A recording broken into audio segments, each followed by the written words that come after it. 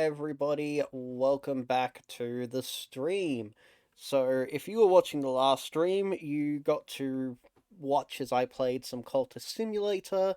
I discussed a little bit of what I was doing with my thesis and just generally updated you on what was going on because I haven't actually streamed in about a week or so.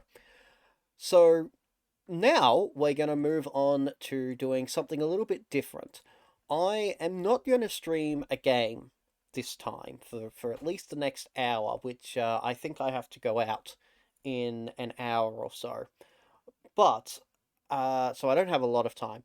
But we are going to talk a little bit about Darkest Dungeon. Now, Darkest Dungeon is one of the games I've been playing a lot of lately, with varying amounts of success. I've had to restart the game twice because I screwed up massively, and then I had to go through again, and then so on and so forth.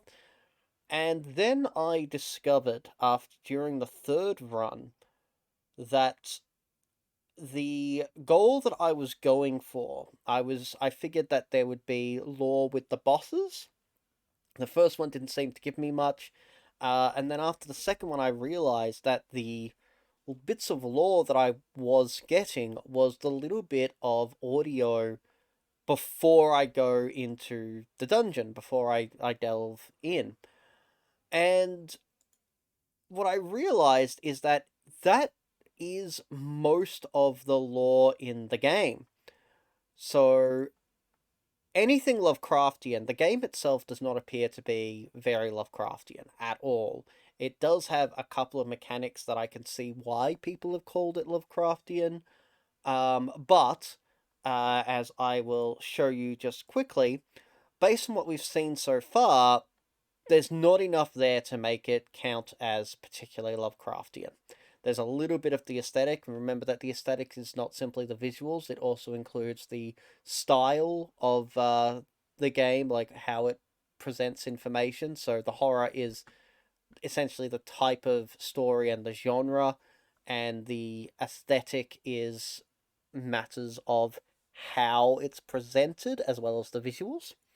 Because like when you talk about like aesthetic in terms of literature, that is different to genre. That is a difficult thing to explain without going into a bit of an essay about it, but that is kind of how that's split. Regardless, what I realized is that there is a fundamental, not issue, but that if everything was in the audio, then all I really had to do was locate that audio and listen to it. It's like beat the boss, so on and so forth. But what I found is that all of the audio is available online. So what I'm going to do now, let's see if I can, because I didn't quite set OBS up to do this prior to now. I really should have taken the opportunity to do that. Let us do a window capture.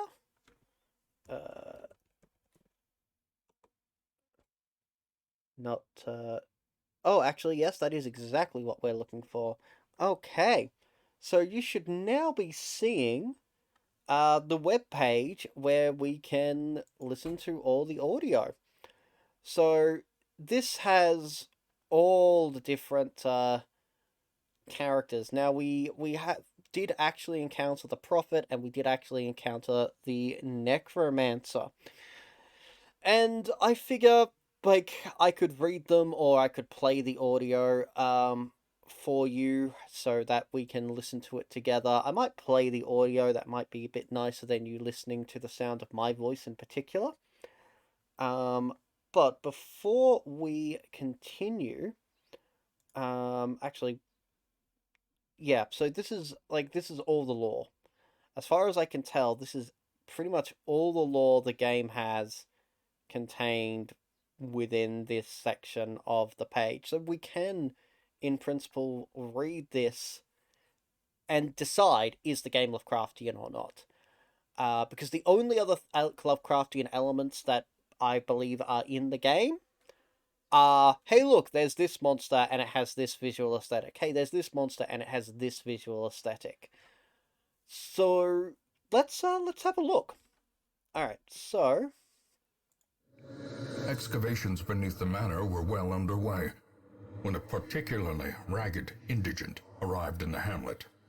This filthy, toothless miscreant boasted an uncanny knowledge of my ambitions and prognosticated publicly that, left unchecked, I would soon unleash doom upon the world. yep. So we definitely encountered that in the game. But this next one we This didn't. raving creature had to be silenced, but doing so proved maddeningly impossible. How had he survived the stockades, the icy waters, and the knives I delivered so enthusiastically into his back? How had he returned time and time again to rouse the townfolk with his wild speculations and prophecies? Finally, resigned to his uncommon corporeal resilience, I lured him to the dig. There, I showed him the thing and detailed the full extent of my plans. Triumphantly, I watched as he tore his eyes from their sockets and ran shrieking into the shadows, wailing maniacally that the end was upon us all. Okay, so that's interesting. We've learned that there was a thing. I think elsewhere he mentioned the dig at some other points in the lore. I think so. Anyway, I remember the dig from somewhere. Um, but yeah, that's interesting. Something has happened there. But let's continue. Mastery over life and death was chief among my early pursuits. I began in humility, but my ambition was limitless. Who could have divined the prophetic import of something as unremarkable as a twitch in the leg of a dead rat? Me. That's what I do. That is all I do with my time. I entertained a delegation of experts from overseas, eager to plumb the depths of their knowledge and share with them certain techniques and alchemical processes I had found to yield wondrous and terrifying results. Having learned all I could from my visiting guests, I murdered them as they slept. Such a nice host. I brought my colleagues back with much of their intellect intact. A remarkable triumph for even the most experienced necromancer. Freed from the trappings of their humanity, they plied their terrible trade anew, the dead reviving the dead, on and on down the years. Forever. Okay, so this is interesting. So it's our father or grandfather or uncle. I can't remember the exact relationship we have with the narrator. Um, but the fact that our relative is a necromancer, did these actions, but also on and on down through the years, this is clearly going over a long period of time. We kind of already knew that, but that's just kind of spelling it out for us. That's like we have encountered the prophet and the necromancer in game. The rest of this stuff is going to be completely new. So let's have a look. I had collected many rare and elusive volumes on ancient herbal properties, and was set to enjoy several weeks immersed in comfortable study. My work was interrupted, however, by a singularly striking young woman who insisted on repeated calls to the house. Oh, he's got a fan. Her knowledge of horticulturalism and its role in various arcane practices impressed me greatly. My licentious impulse gave way to a genuine professional respect, and together we began to plant, harvest, and brew. This sounds like the making of a wonderful love story. As time wore on, her wild policy of self-experimentation grew intolerable. She quaffed all manner of strange fungi, herbs, and concoctions, intent on gaining some insight into the horror we both knew to be growing beneath us. The change in her was appalling, and no longer able to stomach it, I sent her to live in the Weald, where her wildness would be welcomed. Well, that's not very nice. You should always support your partner's interests. For shame. Simple folk are by their nature loquacious, and the denizens of the hamlet were no exception. It was not long before rumors of my morbid genius and secretive excavations began to fuel local legend. In the face of my increasingly egregious flaunting of public taboos, awe turned to ire, and demonstrations were held in the town square. Okay. The wild whispers of heresy roused the rabble to violent action. Such was the general air of rebellion that even my generous offer of gold to the local constabulary was rebuffed. To reassert my rule, I sought out unscrupulous men skilled in the application of force. Tight-lipped and terrifying, these mercenaries brought with them a war machine of terrible implication. If I can't bribe you, I'll invent the mafia. Eager to end the tiresome domestic distraction, I instructed my newly formed militia of hardened bandits, brigands, and killers to go forth and do their work. Compliance and order were restored, and the noisome population of the hamlet was culled to more manageable numbers. I guess that explains how the brigands and the bandits and that sort of stuff more or less ended it. Like, the bandits were already in the area, I guess, but I guess that explains that. The ways and rituals of blood sacrifice are difficult to master. Those from beyond require a physical vessel if they are to make the crossing into our reality. The timing of the chants is imperative. Without the proper utterances at precise intervals, the process can fail spectacularly.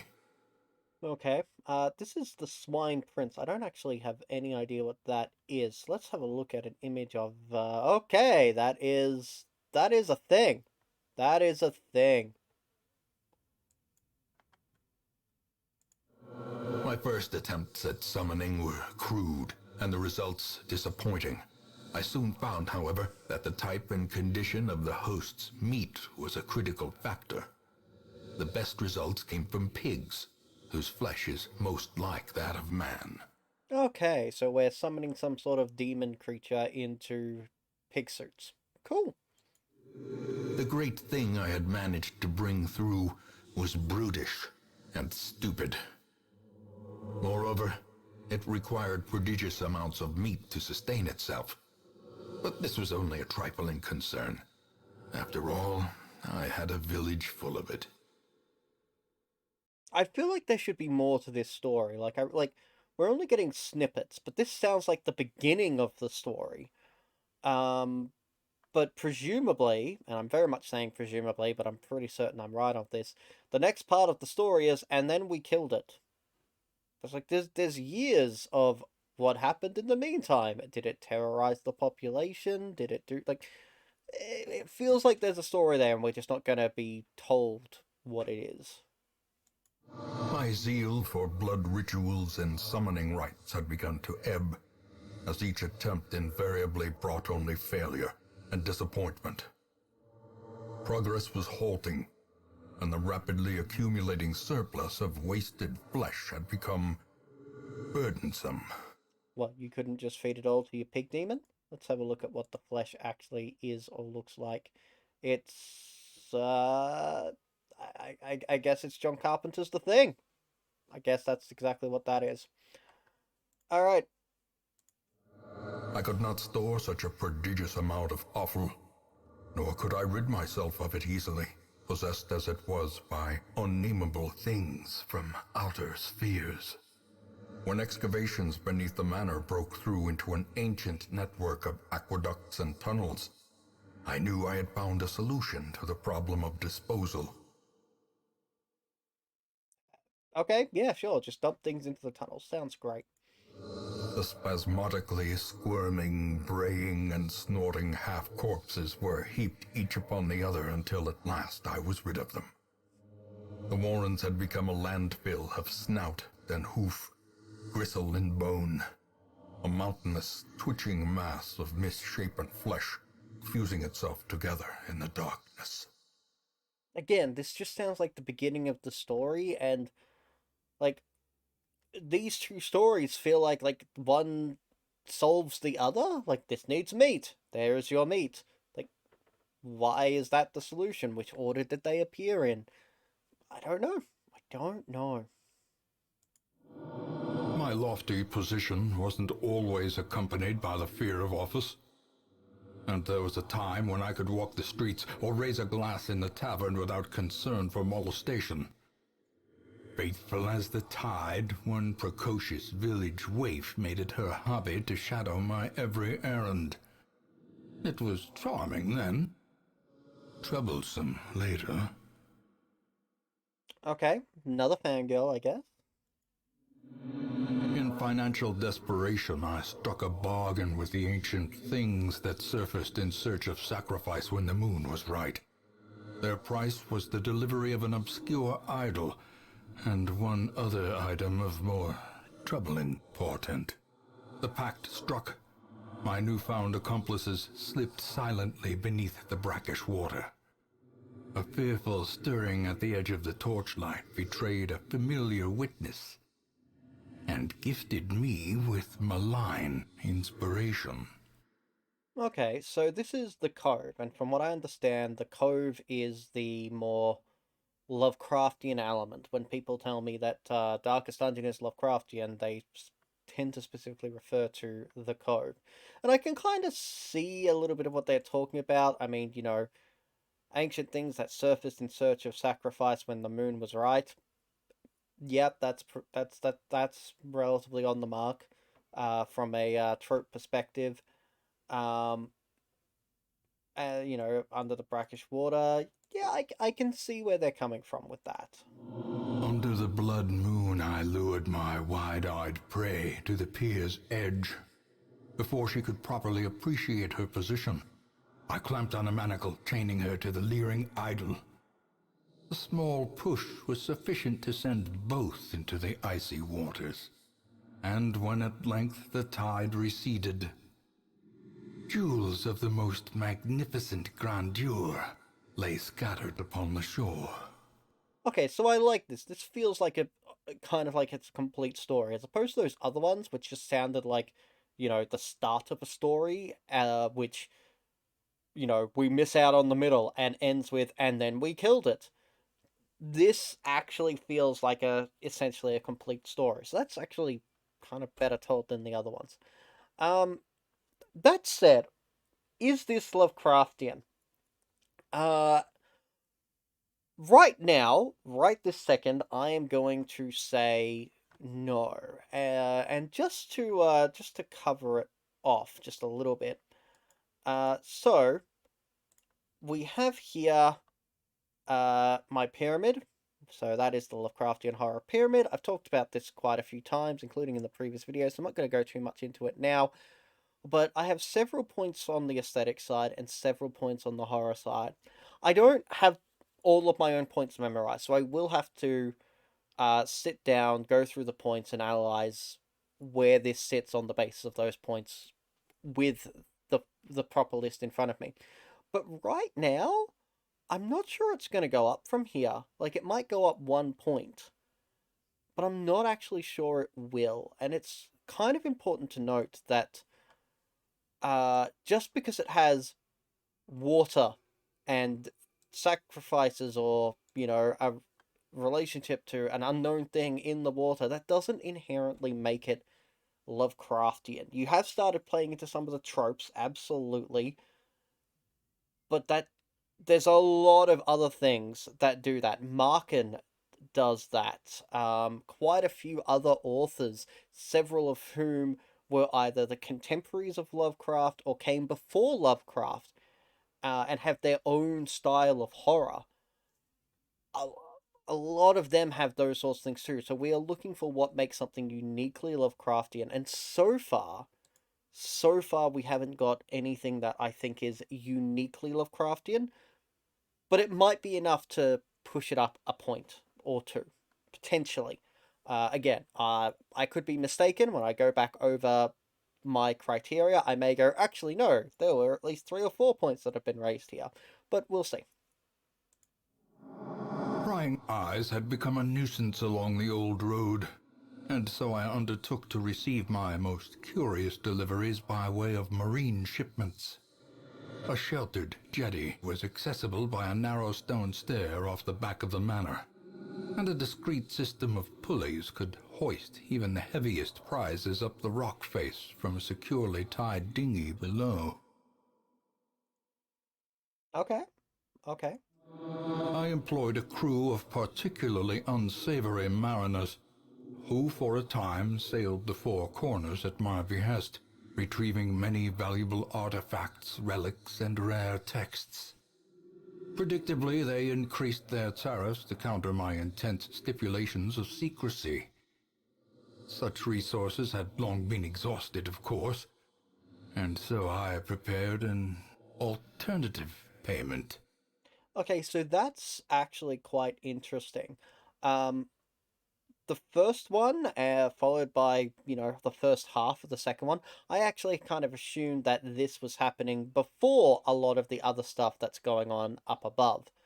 But the fact that such resources had long been exhausted suggests this is probably quite late in the timeline. Now, there's not enough information here to really construct a full and proper timeline. Like, here the siren is that, this is probably early on before the that brigand pounder was hired. Um, Probably comes from before the hag, before he started that pseudo romantic relationship with the woman who just ate everything that they grew. Um, it might be possible to construct a timeline here. Which would be interesting. That would actually be a pretty fun project to just go over and try and construct the timeline, freaking take on game theory. What is the lore of this game? The lore is stuff happened in this order. Um, but yeah, this looks like it must have come quite late in the process after many of these other things. So, While the greedy dogs slept off their revelry, I hexed their anchor with every twisted incantation I could muster, imbuing it with the weight of my ambition and my contempt for their crude extortion. At the witching hour, the anchor pulled with preternatural force, dragging craft and crew down into the depths. They must have cried out, but no sound escaped the swirling black waters. how nice. Once again, I'm actually going to point out that these two give me more or less complete stories, whereas not all of the other ones did earlier. So I like these two. But surely there's more than this. I'm not. There must be more lore. Maybe not all of the lore is contained here, but let's have a look. Most of these entrances are just mood setting, I think. Just, entering the this, entering the that. The thing is more terrible than I can describe. An incoherent jumble of organ, sinew, and bone. Actually, The thing is more terrible than I can describe. An incoherent jumble of organ, sinew, and bone. A nameless abomination. A testament to my failures. It must be destroyed. okay, so there's a little bit more lore in some of these different ones. Um, so that's cool. Um, not gonna go through all of them because I don't think I have a lot of time left. I have at best half an hour, and that probably includes the time I need to actually pack up and actually start heading out the door. So, but single sentences. If I was trying to construct a timeline or trying to go into massive depth, this stuff would be very important. As it stands, I think that we can probably skim most of these. I will spend some time off camera actually going through all of it. But we're just looking for the big chunks at the moment. Um, so that's a little bit extra for the boss. Um, yes, yes, another boss, another. Is there more encountering a boss? Necromancer, the Prophet. Okay, okay. Encountering a color of madness boss. Oh, okay. So the Miller. Yeah, I'm not seeing anything else that's particularly large and detailed here, which surprises me because somebody did say that there was more to this. Which, hey, there might be, but I'm not seeing it in this list at all. Not yet, anyway. Uh, but let's keep scrolling down. See, there might be something else. You know, getting Carelessness will find no clemency in this place. rude. Facing various obstacles. Failing to feed the party. Healing while at death's door. Killing an enemy. Killing a weak enemy. Blah, blah, blah.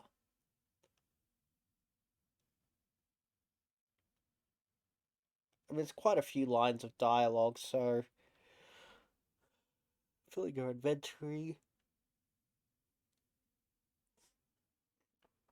gaining afflictions, gaining virtues, Crimson Court. Okay. So we do have at least a couple of cinematics. Can we play the cinematic? Okay, that is the opening cinematic, so we've seen that one. In those younger years, my home was a hive of unbridled hedonism. A roiling apiary where instinct and impulse were indulged with wild abandon.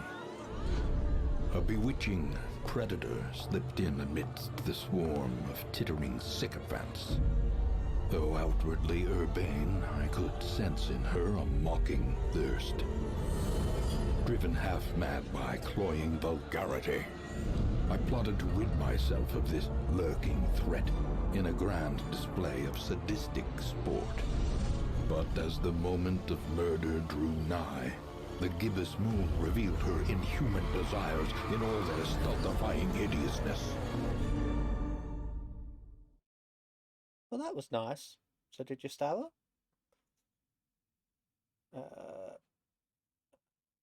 Okay, so that's that one. And we have another one, Forbidden Tannin. Mercifully, the morbid encounter resolved itself in my favor, and I set to work pursuing degeneracy in its most decadent forms. The air pulsed with anticipation as I revealed the unnatural terroir of the house vintage. But my exultation was cut short as the attending gentry turned upon themselves in an orgy of indescribable frenzy. A single drop of that forbidden tannin gifted me with a dizzying glimpse of the hibernating horror beneath my feet, and in that moment, I understood the terrible truth of the world. I stood reborn, molded by newfound knowledge, my head throbbing to the growing wine of winged vermin come to drink the tainted blood of the darkest dungeon. Okay, so there was a nice little cool reference in there. Let me go back to it. There we go.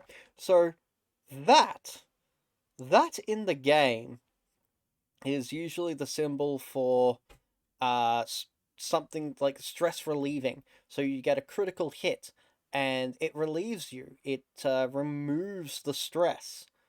So this is interesting because stress leads to both virtue and to I want to say vice, but that's not the word that they use, but the big negatives. So stress leads to those sorts of change, whereas this moves you away from that. So, from a lore implication, it's kind of fascinating. What is that supposed to actually mean? Because that's like moving you to a neutral state in the game mechanics.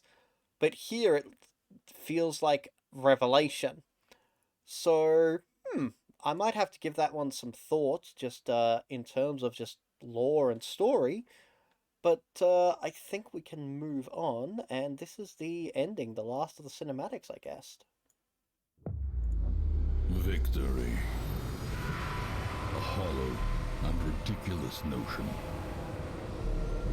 We are born of this thing, made from it, and we will be returned to it in time. The great family of man. A profusion of errant flesh, multiplying, swarming, living, dying, until the stars align in their inexorable formation, and what sleeps is roused once more.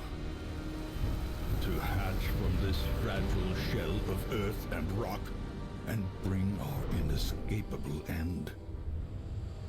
So seek solace in a manner befitting your lineage, and take up your nugatory vigil, haunted forever by that sickening prose echoing through the infinite blackness of space and time.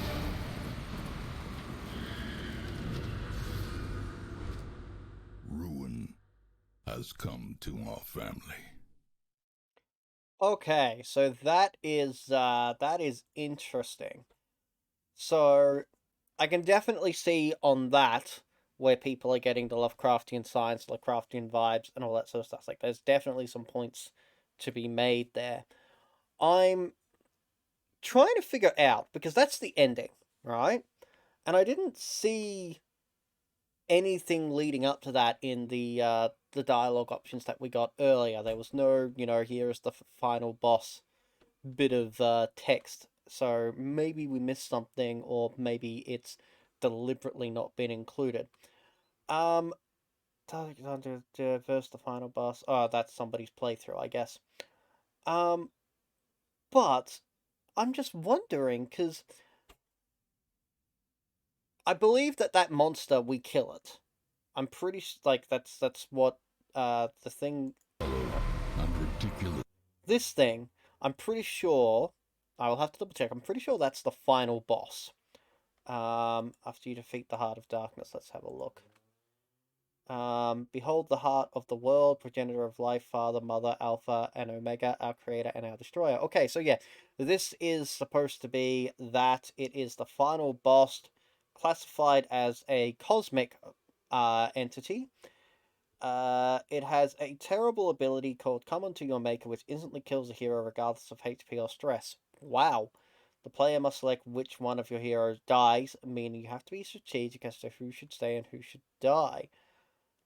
History. The Heart of Darkness is the final phase of the Ancestor. The Ancestor is the narrator. Fight. Okay. Uh, so this is the Ancestor. It's the narrator of the game, and also part of the final boss. Okay.